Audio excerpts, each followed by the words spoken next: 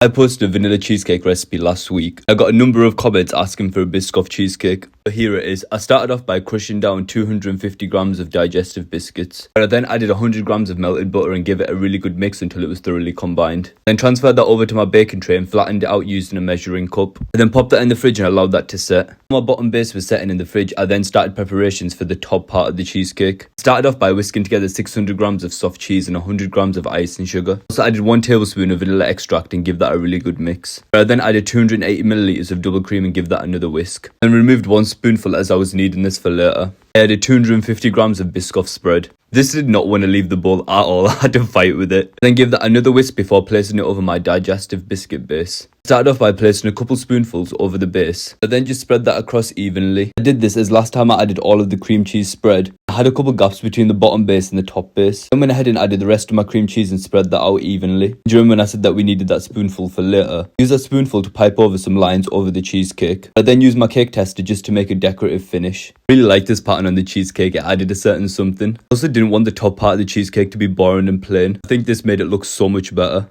Then put my cheesecake in the fridge for a couple of hours. Once it was ready, I popped out the tin and just smoothed out the edges. And then it was time to make the double cream for the topping of the Biscoff cheesecake. To make the double cream, I used 300 grams of double cream, 100 grams of icing sugar and a splash of vanilla extract. However, I did make quite a lot and I didn't need all of it. Don't worry guys, I did use it all up because I made some hot chocolate and pancakes later in the day. Then went around and placed some Biscoff biscuits over the top. That was my Biscoff cheesecake all done. I was super impressed with this cake and I thought it looked so beautiful. However, I really didn't think ahead. When it was time to cut this cheesecake, I didn't know where to cut. There was so many biscuits in the way. Regardless, I did manage to get a really nice piece. For anyone wondering this isn't enough Biscoff, don't worry, I got you. You can always drizzle some over the top.